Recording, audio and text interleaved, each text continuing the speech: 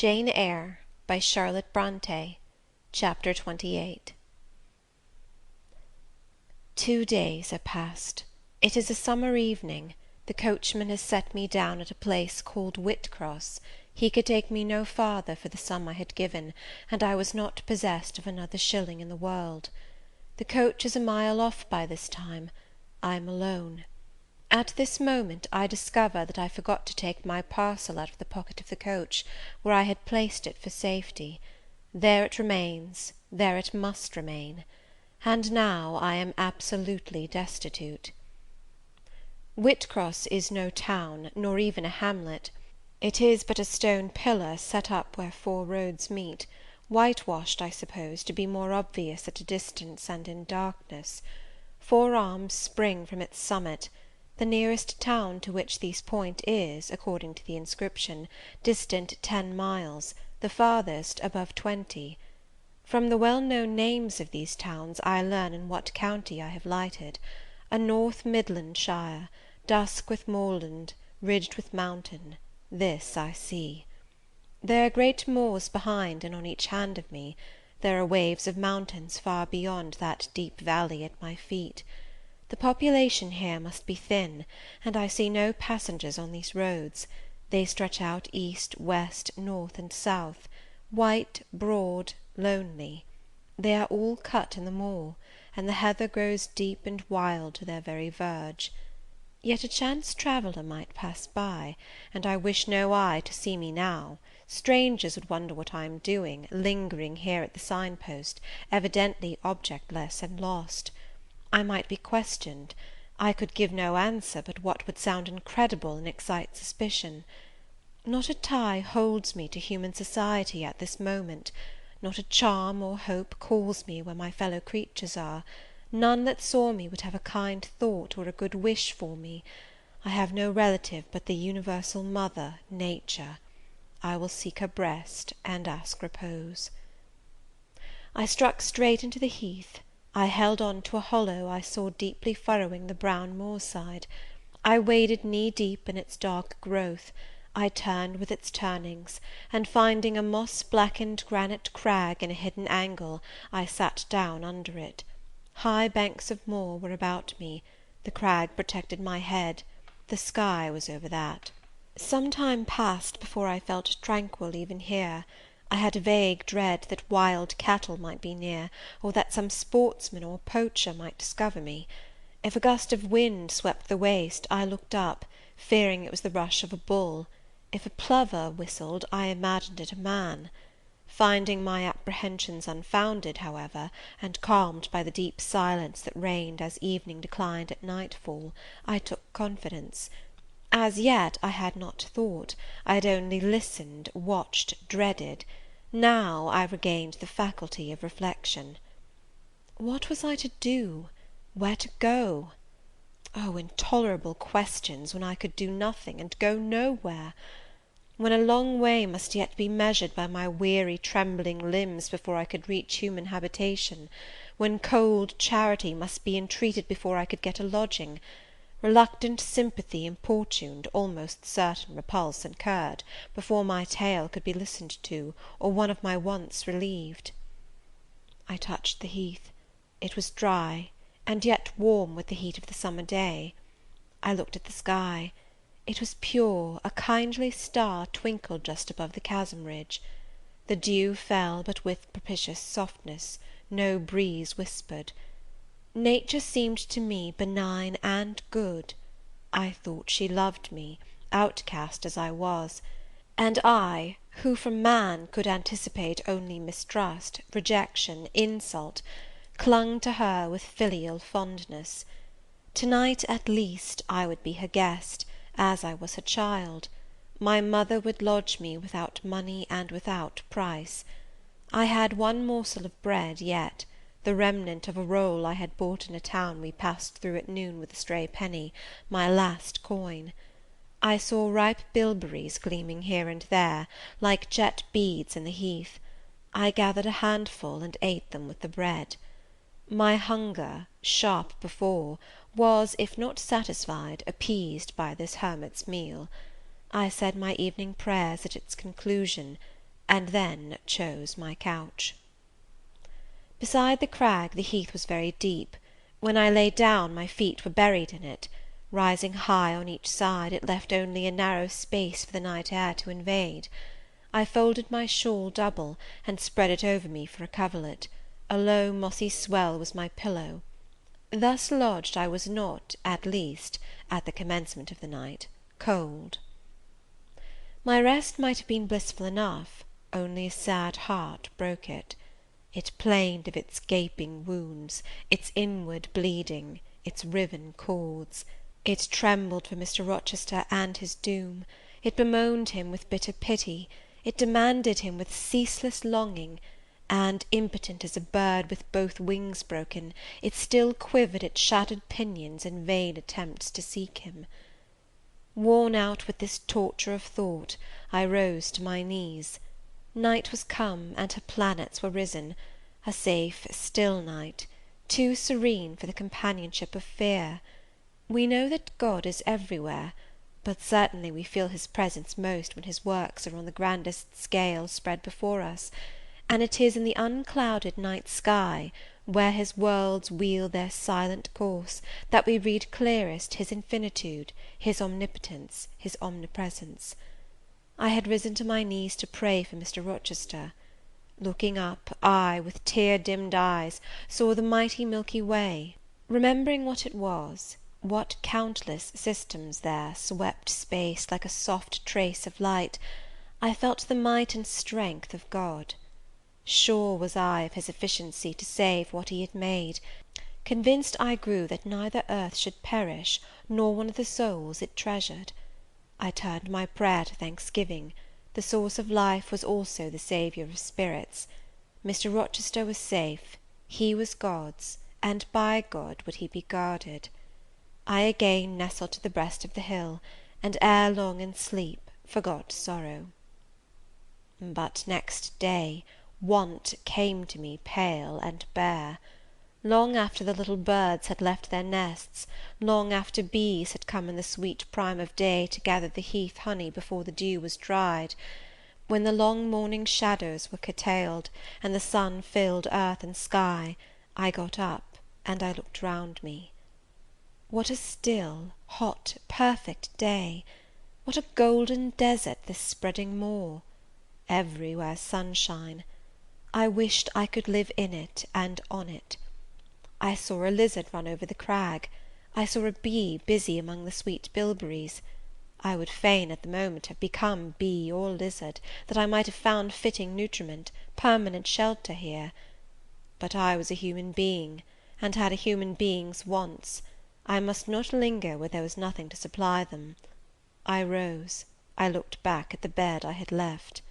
Hopeless of the future, I wished but this, that my Maker had that night thought good to require my soul of me while I slept, and that this weary frame, absolved by death from further conflict with fate, had now but to decay quietly, and mingle in peace with the soil of this wilderness.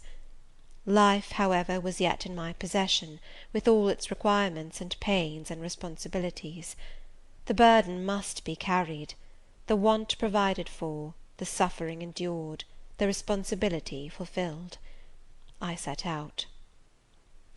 Whitcross regained, I followed a road which led from the sun, now fervent and high. By no other circumstance had I will to decide my choice. I walked a long time, and when I thought I had nearly done enough, and might conscientiously yield to the fatigue that had almost overpowered me, might relax this forced action, and sitting down on a stone I saw near, submit resistlessly to the apathy that clogged heart and limb, I heard a bell chime, a church bell.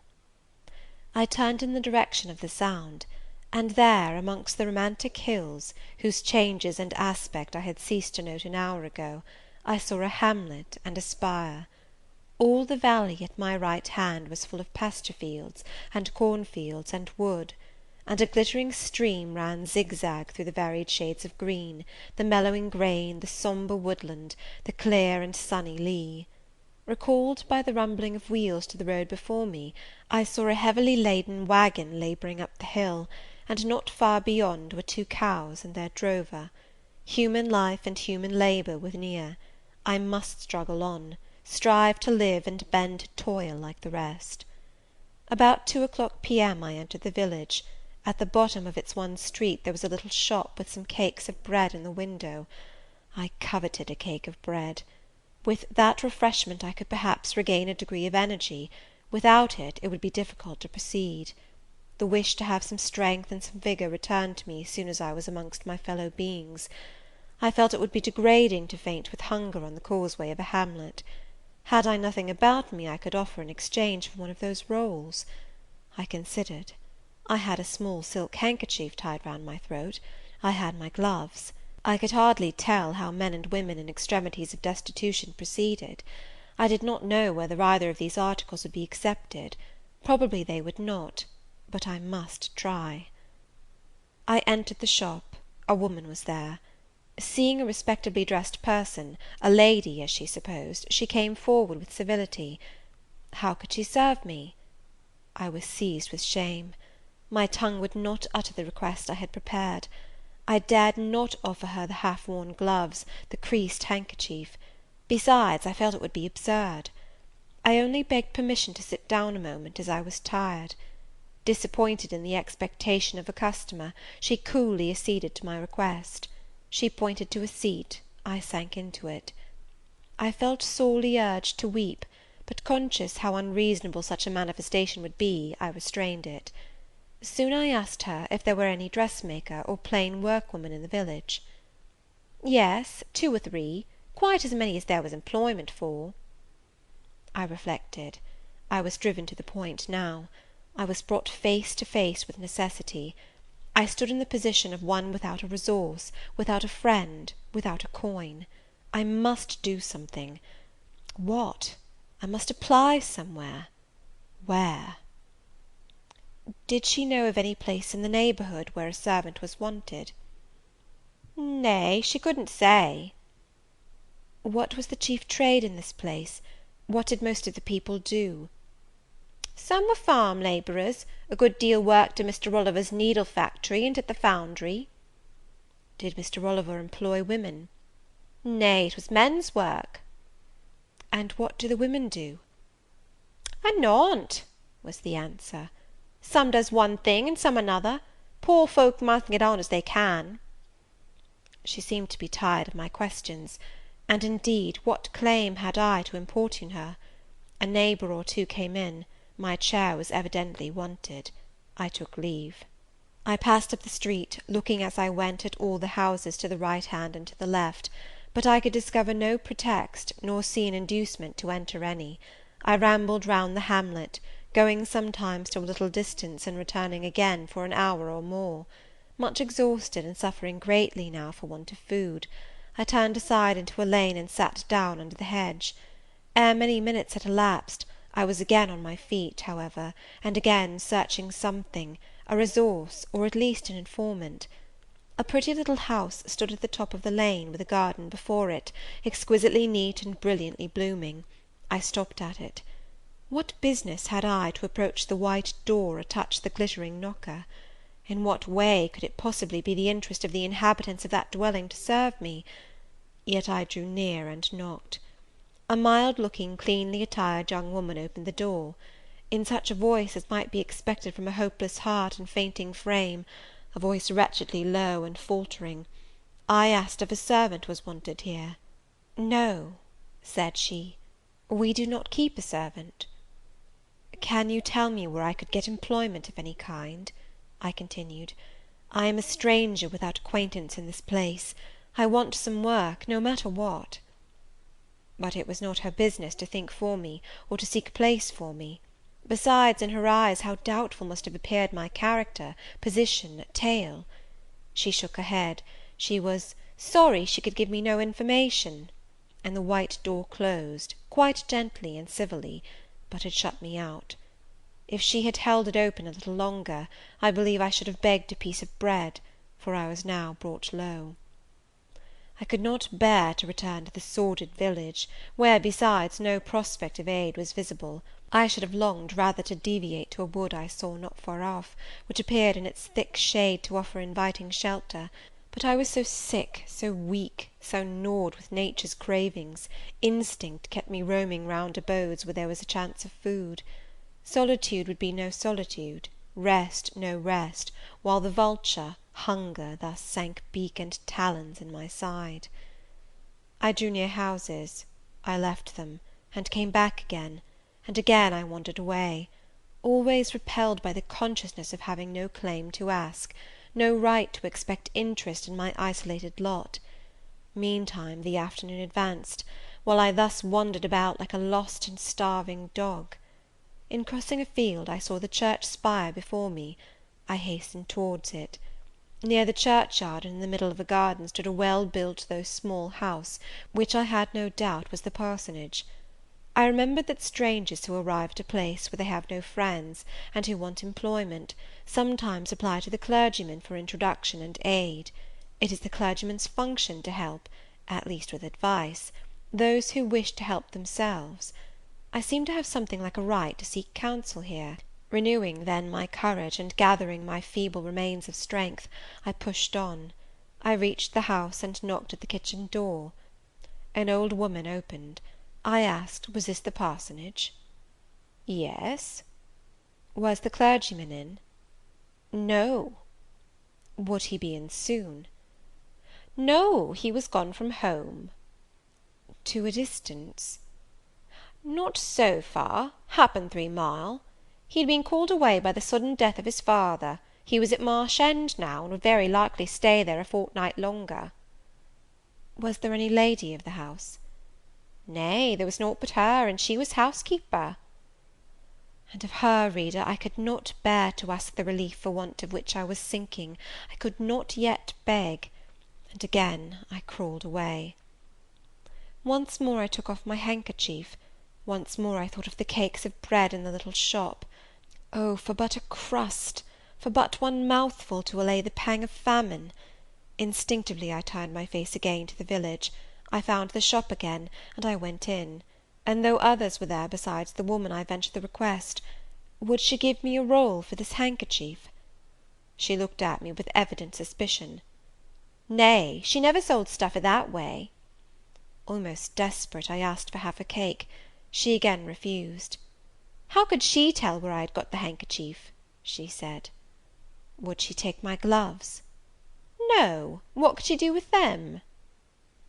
Reader, it is not pleasant to dwell on these details. Some say there is enjoyment in looking back to painful experience past, but at this day I can scarcely bear to review the times to which I allude. The moral degradation, blent with the physical suffering, form too distressing a recollection ever to be willingly dwelt on. I blamed none of those who repulsed me. I felt it was what was to be expected, and what could not be helped. An ordinary beggar is frequently an object of suspicion, a well-dressed beggar inevitably so. To be sure, what I begged was employment, but whose business was it to provide me with employment? Not certainly that of persons who saw me then for the first time, and who knew nothing about my character. And as to the woman who would not take my handkerchief in exchange for her bread, why, she was right, if the offer appeared to her sinister, or the exchange unprofitable. Let me condense now. I am sick of the subject. A little before dark I passed a farmhouse, at the open door of which the farmer was sitting, eating his supper of bread and cheese. I stopped and said, "Will you give me a piece of bread? For I am very hungry." He cast on me a glance of surprise, but without answering he cut a thick slice from his loaf, and gave it to me. I imagine he did not think I was a beggar, but only an eccentric sort of lady, who had taken a fancy to his brown loaf. As soon as I was out of sight of his house, I sat down and ate it. I could not hope to get a lodging under a roof, and sought it in the wood I have before alluded to. But my night was wretched, my rest broken. The ground was damp, the air cold. Besides, intruders passed near me more than once, and I had again and again to change my quarters. No sense of safety or tranquillity befriended me. Towards morning it rained. The whole of the following day was wet. Do not ask me, reader, to give a minute account of that day. As before, I sought work; as before, I was repulsed; as before, I starved; but once did food pass my lips. At the door of a cottage I saw a little girl about to throw a mess of cold porridge into a pig trough. "Will you give me that?" I asked. She stared at me. "Mother," she exclaimed, "there is a woman wants me to give her this porridge." "Well, lass," replied a voice within, "give it her if she's a beggar. T' pig don't want it." The girl emptied the stiffened mould into my hand, and I devoured it ravenously. As the wet twilight deepened, I stopped in a solitary bridle path, which I had been pursuing an hour or more. "My strength is quite failing me," I said in a soliloquy. "I feel I cannot go much farther. Shall I be an outcast again this night? While the rain descends so, must I lay my head on the cold drenched ground? I fear I cannot do otherwise, for who will receive me? But it will be very dreadful, with this feeling of hunger, faintness, chill, and this sense of desolation, this total prostration of hope. In all likelihood, though, I should die before morning. And why cannot I reconcile myself to the prospect of death? Why do I struggle to retain a valueless life? Because I know, or believe, Mr. Rochester is living; and then to die of want and cold is a fate to which nature cannot submit passively. Oh, Providence, sustain me a little longer! Aid, direct me!" My glazed eye wandered over the dim and misty landscape. I saw I had strayed far from the village; it was quite out of sight. The very cultivation surrounding it had disappeared. I had, by crossways and by paths, once more drawn near the tract of moorland; and now only a few fields, almost as wild and unproductive as the heath from which they were scarcely reclaimed, lay between me and the dusky hill. Well, I would rather die yonder than in a street or a frequented road, I reflected; and far better that crows and ravens, if any ravens there be in these regions, should pick my flesh from my bones, than that they should be prisoned in a workhouse coffin, and moulder in a pauper's grave. To the hill, then, I turned. I reached it. It remained now only to find a hollow where I could lie down, and feel at least hidden, if not secure. But all the surface of the waste looked level; it showed no variation but of tint; green where rush and moss overgrew the marshes, black where the dry soil bore only heath. Dark as it was getting, I could still see these changes, though but as mere alternations of light and shade, for colour had faded with the daylight. My eye still roved over the sullen swell and along the moor edge, vanishing amidst the wildest scenery, when at one dim point, far in among the marshes and the ridges, a light sprang up. "That is an ignis fatuus," was my first thought, and I expected it would soon vanish. It burnt on, however, quite steadily, neither receding nor advancing. "Is it then a bonfire just kindled?" I questioned. I watched to see whether it would spread; but no, as it did not diminish, so it did not enlarge. It may be a candle in a house, I then conjectured; but if so, I can never reach it; it is much too far away, and were it within a yard of me, what would it avail? I should but knock at the door to have it shut in my face. And I sank down where I stood, and hid my face against the ground. I lay still a while; the night wind swept over the hill and over me, and died moaning in the distance. The rain fell fast, wetting me afresh to the skin. Could I but have stiffened to the still frost, the friendly numbness of death, it might have pelted on, I should not have felt it; but my yet living flesh shuddered at its chilling influence. I rose ere long. The light was yet there, shining dim but constant through the rain. I tried to walk again; I dragged my exhausted limbs slowly towards it. It led me aslant over the hill, through a wide bog, which would have been impassable in winter, and was splashy and shaking even now in the height of summer. Here I fell twice, but as often I rose, and rallied my faculties. This light was my forlorn hope; I must gain it. Having crossed the marsh, I saw a trace of white over the moor. I approached it; it was a road, or a track.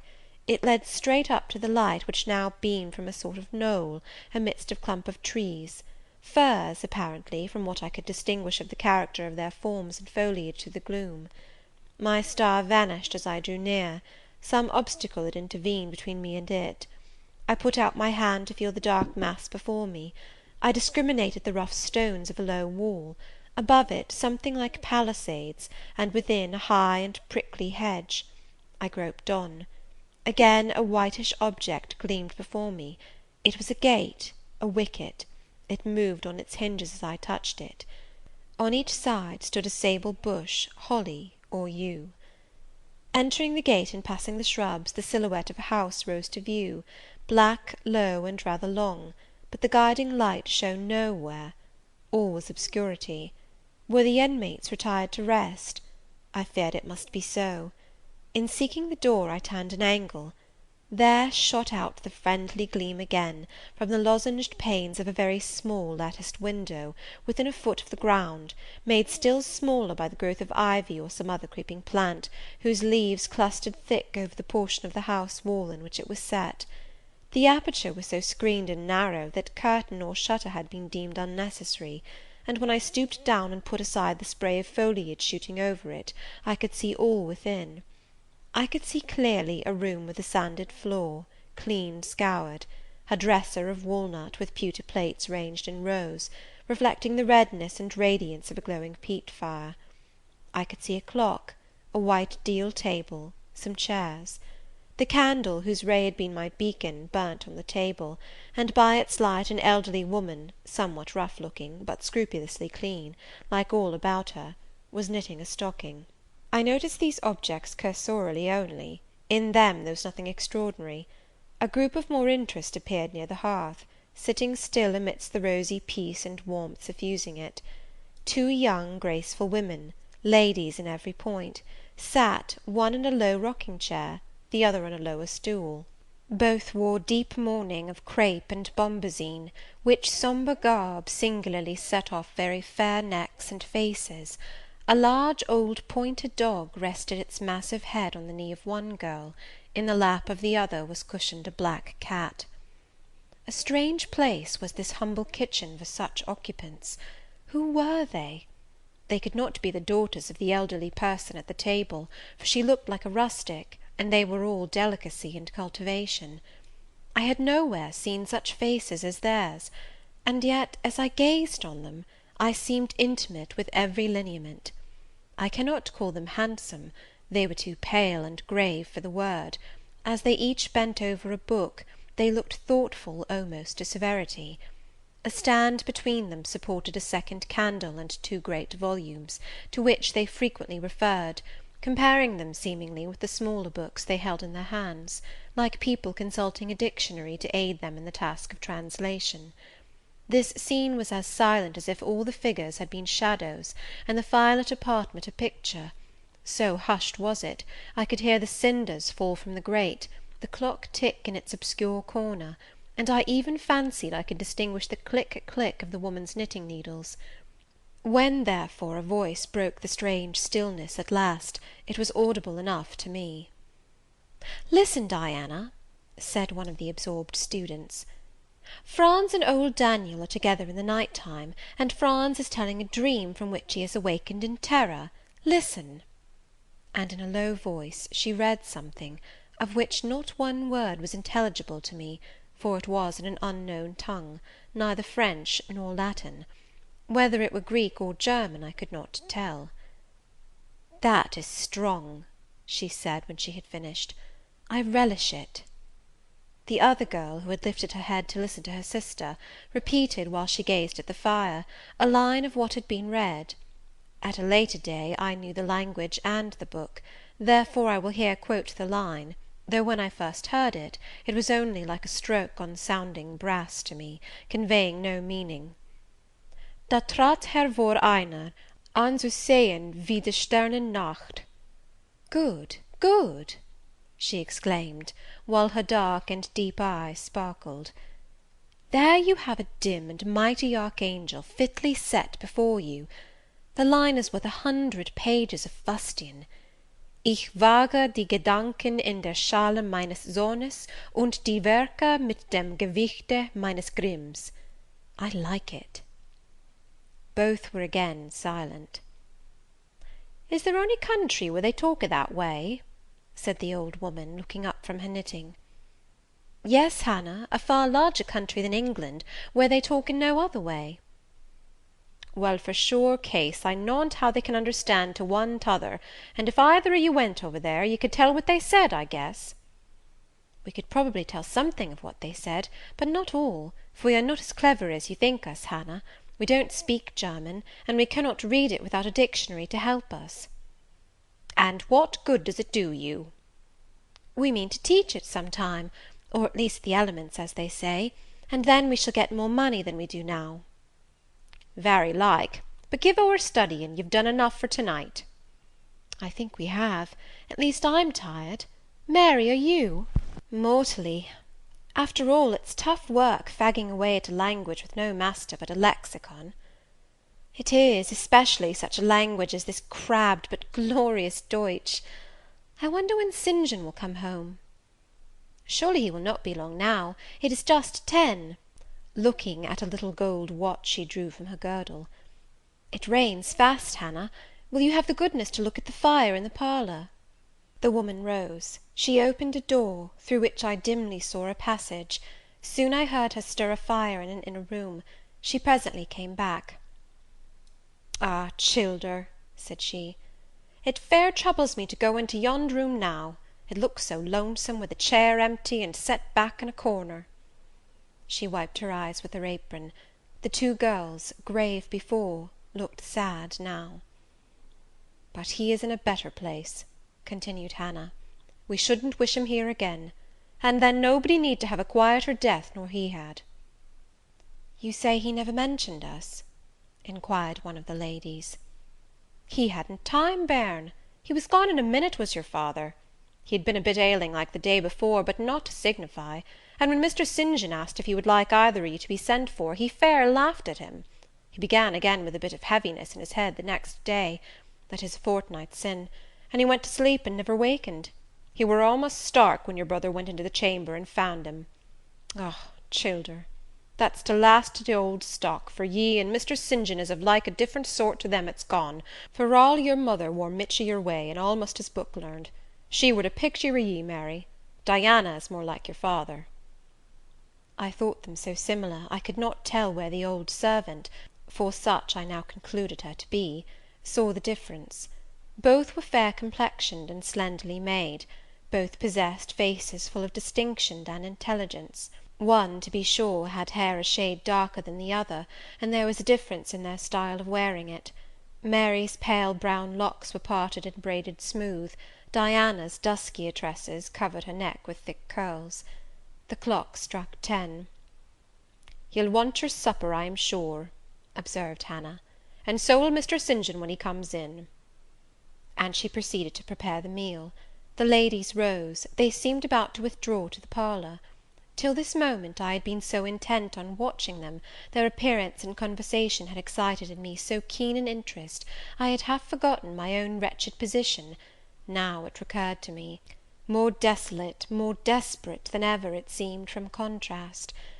And how impossible did it appear to touch the inmates of this house with concern on my behalf, to make them believe in the truth of my wants and woes, to induce them to vouchsafe a rest for my wanderings! As I groped out the door, and knocked at it hesitatingly, I felt that last idea to be a mere chimera. Hannah opened. "What do you want?" she inquired, in a voice of surprise, as she surveyed me by the light of the candle she held. "May I speak to your mistresses?" I said. "You had better tell me what you have to say to them. Where do you come from?" "I am a stranger." "What is your business here at this hour?" "I want a night's shelter in an outhouse or anywhere, and a morsel of bread to eat." Distrust, the very feeling I dreaded, appeared in Hannah's face.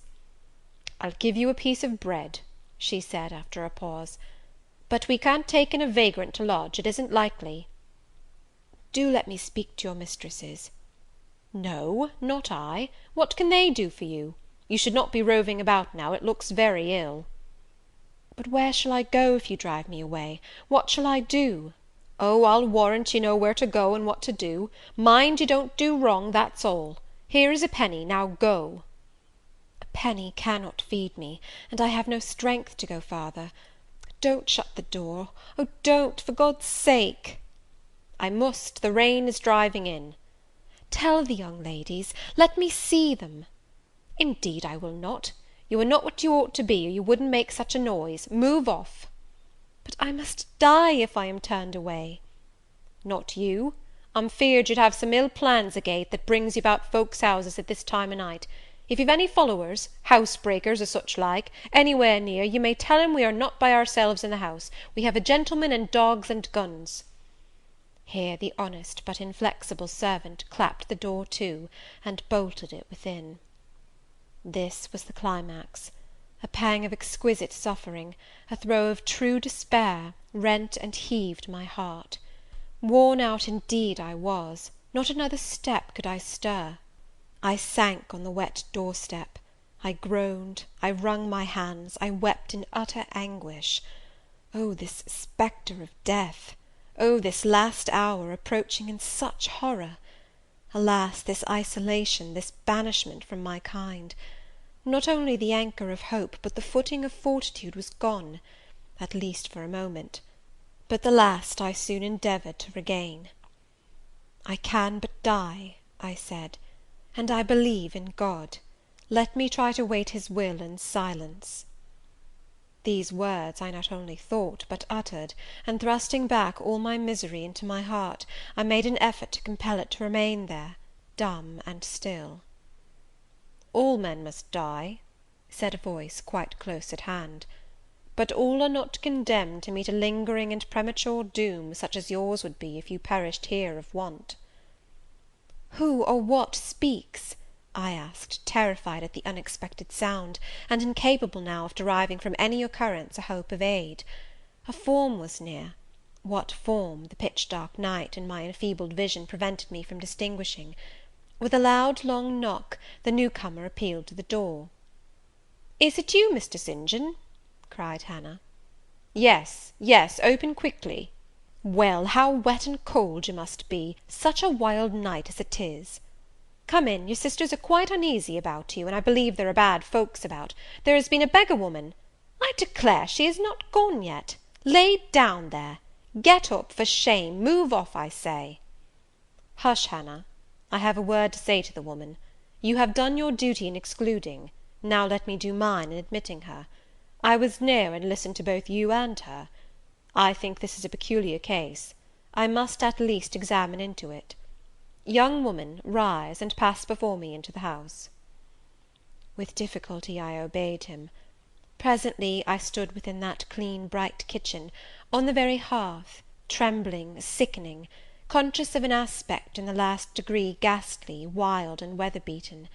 The two ladies, their brother, Mr. St. John, the old servant, were all gazing at me. "St. John, who is it?" I heard one ask. "I cannot tell. I found her at the door," was the reply. "She does look white," said Hannah. "As white as clay or death," was responded. "She will fall. Let her sit." And indeed my head swam. I dropped, but a chair received me.